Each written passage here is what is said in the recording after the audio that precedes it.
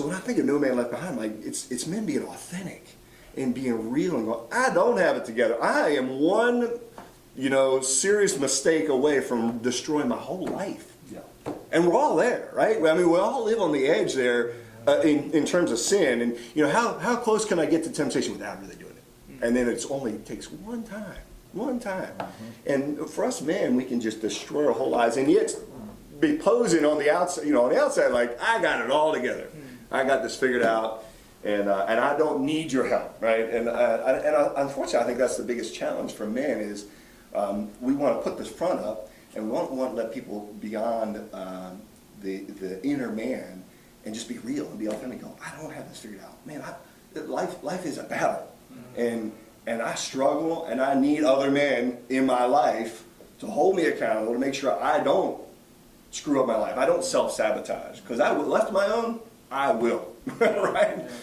And so when I think of No Man Left Behind, yeah, I think of, Saving Private Ryan. I think of those types of films, right? We're all just, talking, thinking of, and going, well, I got other brothers who are fighting the good fight, and I need to be alongside them, holding them accountable, challenging them in the Word, and I need them in my life. I need that same thing sharpen me, because I know I'm just one decision away from just destroying my life. I know it. And No Man Left Behind is messy. I think that sometimes as men, we like our comforts, we like our order, and yet we're navigating chaos. Yeah. The visuals we have of No Man Left Behind, you're dodging bullets, it's bloody.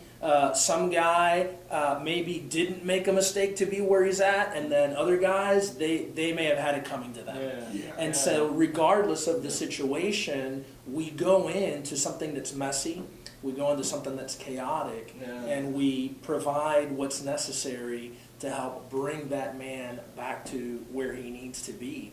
I think about the model. We have these Hollywood visuals that have been presented for us, and yet there's many, many modern day visuals that we have as well. I think about the work each one of you are doing to go out and get involved in the chaos and get involved in the mess and say, guys, I'm dodging bullets for you, I'm getting dirty for you, so that not only you would have a model, but so that our children would have a model to look to, of saying, I was not left behind. Yeah. Other guys decided to do what many others wouldn't do to bring me to where I am today.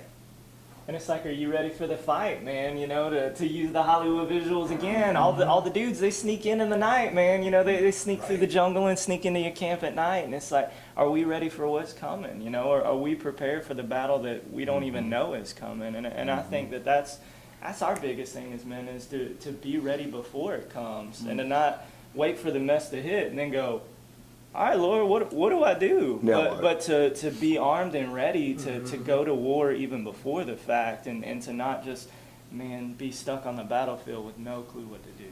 Yeah, that's really good. How many guys do you hear celebrated for the hero that they are, and they're going, I don't consider myself a hero.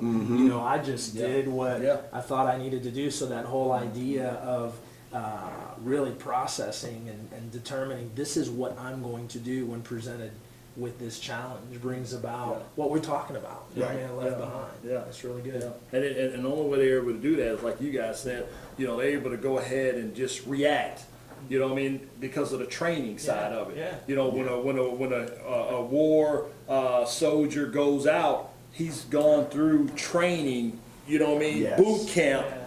So when he's in the war, he ain't thought about it. It's reaction. Right. Because he's been through it a million times. That's right. Already in the training, in the battlefield. It's the same even when, we played sports. The game plan. If you played a sport, you've been training in training camp, football, basketball, all these different things for what? To practice for that game. So when it happens, you're able to just go out there and not even think about it, man. You're ready to go.